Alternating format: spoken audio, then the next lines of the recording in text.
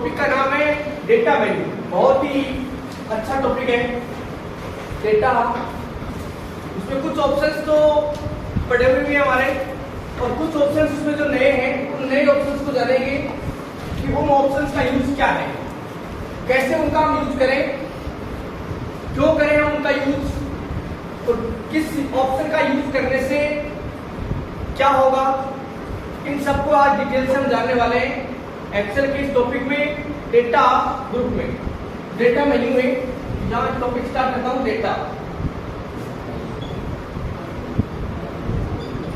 Data menu. और data menu का एक छोटा सा ग्रुप है data tools group.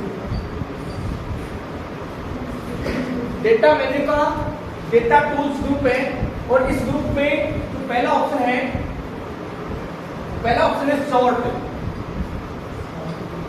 Sort. Option number 2। दूसरा इसमें ऑप्शन है text to column.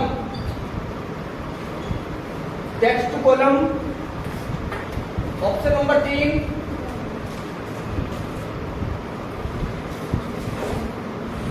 Remove duplicate से। रिमूव डुप्लीकेट से। चौथा ऑप्शन है data validation. Data validation. Option number 5 है, ऑप्शन नंबर 5 है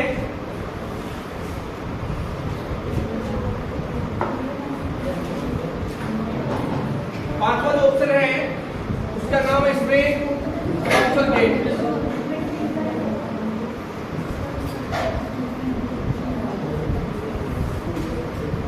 छठा ऑप्शन है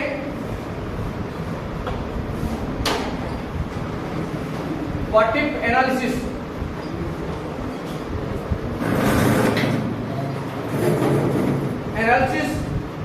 और इसका भी पहला ऑप्शन आता है बहुत सी। ये ऑप्शंस हैं। इन 5-6 ऑप्शंस के बारे में आज हम जानने वाले। सॉर्ट कमांड का यूज हम इसलिए करते हैं कि जैसे मान लो हमने एक शीट बना दी, पूरी शीट को बनाने के बाद उसमें बहुत सारा डेटा फिलअप किया, बहुत सारे नाम है, बहुत सारा डेटा, उसमें नंबर्स भी हैं। अब यदि अगर मान लो आपने जो टेबल बनाई है, जो डेटा शीट आपने तैयार की है, उस शीट को यदि अगर आप अल्फाबेटिक क्रम में सेट करना चाहें तो आप इस कमांड का यूज करके कर सकते हैं। अल्फाबेटिक क्रम का मतलब ये है कि उसको A to Z और Z to A करना, उसके लिए आप इस कमांड का यूज करेंगे।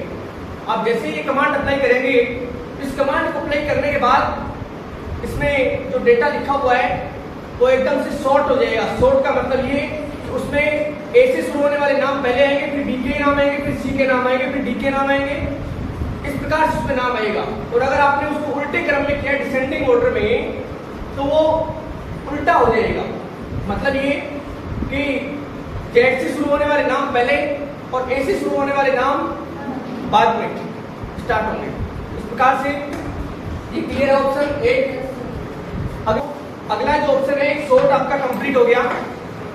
अगला जो ऑप्शन है वो है text to column. Text to column. इस कमांड का यूज हम क्यों करेंगे? इस कमांड का यूज हम इसलिए करेंगे कि जैसे मान लो आपको 3 नाम लिखने थे। छोटा सा उदाहरण आपको बता दूं कि 3 नाम आपको लिखने थे। किसी का नाम है अजय, विजय, संजय। 3 नाम लिखने थे और वो तीनों नाम आपको एक अलग अलग कॉलम में, यानी कि अलग अलग सेल में लिखने थे। अलग सेल में लिखोगे तो कॉलम अपने आप बढ़ जाएगा। अगर आपको अलग अलग सेल में लिखना था और आपने गलती क्या कर दिया, एक ही सेल पे टाइप कर दिया, स्पेस दिया, फिर अगला नाम लिख दिया। कई बार हो भी जाता है हमारे साथ ऐसा। मान लो 1 2 3 4 सीट ऐसे होती है। इसमें किसी का नाम है अजय, नाम कुछ भी आपने लिख दिया, दूसरा स्पेस दिया विजय, तीसरा आपने नाम ये भी लिख दिया, तो 3 नाम हो गए, जबकि लिखना था अजय, विजय, संजय। या फिर ऐसे मान लो कि आपको लिखना था serial number, name of student और फादर्स नेम। 3 आपको अलग अलग कॉलम बनाने थे, जबकि आपने गलती क्या कर दी, एक ही सेल में टाइप कर दिया, और उनके साथ साथ आपने डेटा भी टाइप कर दिया नीचे वाला। भाई सीरियल नंबर के सामने serial number, name of student के सामने उसका नाम, फादर्स नेम के सामने फादर्स नेम, वो भी आपने डेटा ग्रुप के सीक्वेंस में टाइप कर दिया है। और डेटा बहुत ज्यादा है, तो आप ऐसे डेटा को अब अलग अलग करें तो कैसे करें उसको। यदि अगर हम चाहते हैं कि ये अलग एक सेल में लिख तो दिया, लिखने के बाद अब इसका अलग अलग सेल में कैसे किया जाए, अलग अलग कॉलम कैसे बनाया जाए इनका, तो इसमें आपको डायरेक्ट सिलेक्ट कर देना है। सिलेक्ट करके इसी को जिसमें आपने लिखा है उस पर क्लिक कर दें एक बार। क्लिक करने के बाद यहाँ ऑप्शन आ रहा है टेक्स्ट टू कॉलम, इस ऑप्शन पे जैसे ही क्लिक करेंगे आपको एक बार तो दिखाएगा प्रीव्यू कि क्या आप इनको ऐसे अलग अलग 3 कॉलम में डिवाइड करना चाहते हैं। अगर आप ऐसा चाहते हैं तो आप नेक्स्ट नेक्स्ट करके ओके कर देंगे उसको, तो इनको सबको अलग अलग कॉलम में डिवाइड करने का काम करेगा। जहां से स्पेस लगेगा वहीं से अलग कॉलम बनाएगा, स्पेस जहां से लग गया वहीं से एक नया कॉलम स्टार्ट करेगा। तो इनको अलग अलग कॉलम में आप डिवाइड करने के लिए इस कमांड का यूज करेंगे। क्लियर? क्लियर है सभी को? नेक्स्ट ऑप्शन है रिमूव डुप्लीकेट्स। रिमूव का मतलब, डुप्लीकेट का मतलब प्रतिलिपि। प्रतिलिपि जैसे मान लो कई बार एक्सेल शीट में हम डेटा जब टाइप करते हैं तो या तो बहुत जल्दी में रहते हैं, कई बार क्या होता है कि दूसरा कोई हमारे सामने टाइप कर रहा होता है हमारे बराबर में, तो हम क्या करते हैं, हम देखते हैं कि इसकी स्पीड बहुत तेज है और हम भी ऐसे करें तो धड़ाधड़ उसको दबाने का काम करते हो ना। जबकि हमारे को इतनी जल्दी टाइपिंग आती नहीं है, फिर क्या करते हैं, लिखना क्या है, लिखते क्या है। ऐसा भी होता है हमारे साथ। आपको ऐसा कुछ नहीं करना है, आपकी जो स्पीड है आपकी रहेगी, उसी स्पीड से आपको काम करते रहना है। लेकिन अगर मान लो फिर भी आपने कोई डेटा टाइप करते समय कोई डेटा आपको टाइप करना था, जैसे यहाँ कुछ जगह है बहुत कम है, जहाँ लिख देता हूँ। जैसे आप कोई नंबर लिख रहे हैं 10, 20, 30, 10, 30, 20, 40, 40, 50, 50। आपने ऐसे नंबर लिखे। ये नंबर 10 को एक बार लिखना था, आपने 2 बार लिख दिया। इसमें 10 2 बार आ रहा है। 20 को एक बार लिखना था, 20 2 बार लिख दिया। 30 को एक बार लिखना था, 2 बार लिख दिया आपने। 40 2 बार लिख दिया आपने। डुप्लीकेट हो गए, डबल हो गए ना। ऐसे ही मान लो अगर किसी का नाम हो, अगर किसी का नाम लिखा हुआ है अजय विजय, फिर अजय विजय, अगर कोई नाम दोहराया जा रहा है, डुप्लीकेट है, डबल लिखा हुआ है, तो उस नाम को भी, उस लिस्ट को भी आप इसके द्वारा सही कर सकते हैं। और अगर मान लो ये कॉलम है एक, इस कॉलम में से डुप्लीकेट मिटाने और सिंगल रखने, आप सिलेक्ट करो और सिलेक्ट करके रिमूव डुप्लीकेट पे जैसे क्लिक करेंगे तो इसका आंसर होगा 10, 20, 30, 40। बस 4 ही होंगे इसमें, और 50, देखिए 50 भी है इसमें। तो इस प्रकार से इसमें जो सिंगल रख देगा और जो डबल आ रहा है, जो भी नंबर है, नाम है, उसको मिटाने का काम ये करेगा। यानी रिमूव डुप्लीकेट कमांड का यूज डुप्लीकेट्स को मिटाने के लिए, प्रतिलिपि हटाने के लिए किया जाता है। क्लियर? आगे समझ में। अगला ऑप्शन है डेटा वैलिडेशन। बहुत ही मोस्ट इंपोर्टेंट ऑप्शन है डेटा वैलिडेशन। डेटा वैलिड का मतलब जानते होंगे आप, वैध, मान्य। डेटा का मतलब जानते हैं, कोई सूचना। डेटा वैलिडेशन नाम का ऑप्शन है। इस कमांड का यूज हम क्यों करेंगे? इस कमांड का यूज हम इसलिए करेंगे, जैसे मान लो ये हमारी सीट बनाई हुई है, इस सीट में आपको कोई डेटा लिखना है एक शर्त के अनुसार, एक कंडीशन के अनुसार, और वो कंडीशन आपको ये दी जा रही है कि आपका टेबल तो इतना बड़ा बना हुआ है, आपको यहां से लेकर के और यहां तक इस एरिया में एक ऐसा डेटा लिखना है जो कंडीशन के अनुसार है। और वो कंडीशन ये है कि इसमें यदि अगर आप वो डेटा लिखते हैं तो वो डेटा मिनिमम तो आना चाहिए 50 और मैक्सिमम 500। आपको जो डेटा लिखना है वो इनके बीच का लिखना है, 50 से कम नहीं, 500 से ज्यादा नहीं। अगर आपको ऐसा डेटा लिखना है तो इसमें 50 से कम और 500 से ज्यादा, तो मान लो यहां टाइप कर दी 50, 51, 52, 53, 54, 400, 500, 300, और हो सकता है 500 की जगह 600 भी हो जाए टाइप। अगर हम ये कमांड लागू नहीं करेंगे डेटा वैलिडेशन तो टाइप हो जाएगा।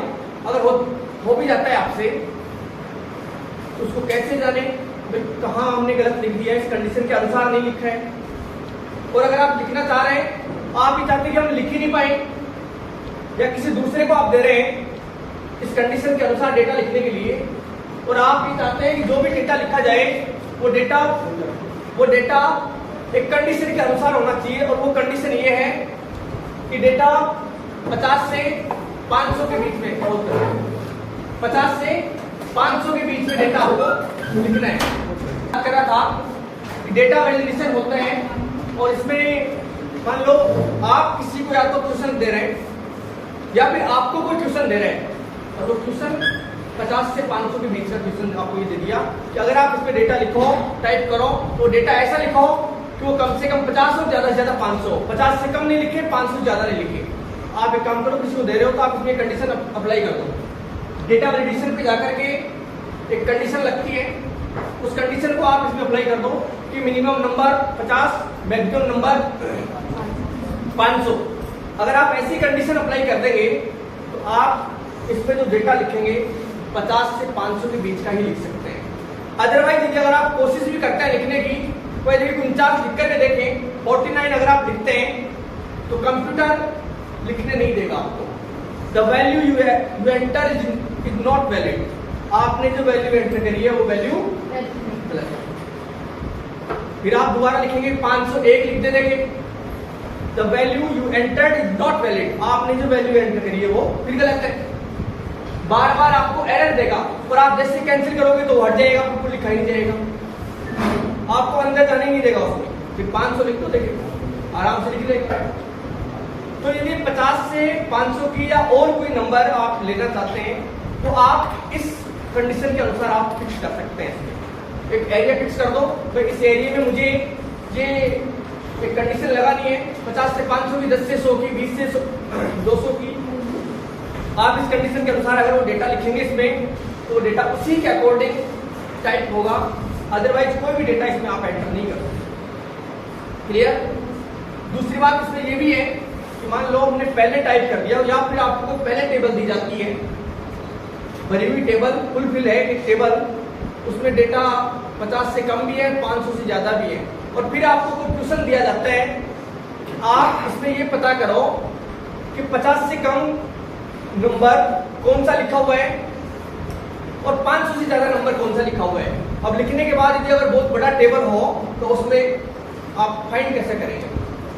तो फाइंड करना उसमें नामुमकिन तो नहीं है, थोड़ा सा मुश्किल जरूर है वैसे तो।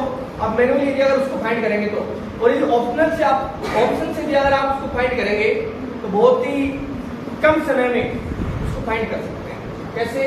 डेटा वैलिडेशन पे जाओ और उसमें ऑप्शन आता है सर्किल इनवैलिड डेटा। कंडीशन आपके अप्लाई है, उसमें सर्किल इनवैलिड डेटा कर दो, जो भी डेटा कंडीशन के अलावा होगा उसको सर्किल लगा देगा ऐसे। अब जहां सर्किल लगेगा वो तो दिख ही जाएगा अपने आप। ऐसे आप कंडीशन अप्लाई कर सकते हैं, उन कंडीशंस को हटा भी सकते हैं, बहुत ही अच्छा ऑप्शन है। क्लियर? कोई दिक्कत? आगे बढ़ते हैं। अगला ऑप्शन आपके पास आ रहा है कंसोलिडेट। कंसोलिडेट नाम का जो ऑप्शन है, कंसोलिडेट आप जानते भी होंगे, आजकल तो पहले बोलते थे कंसोलिडेट इसको, जो आजकल तो स्कूलों में सब में क्या है, ऑनलाइन डेटा अप्लाई होता है, ऑनलाइन डेटा हो गया सब काम, ऑनलाइन सब काम हो गया।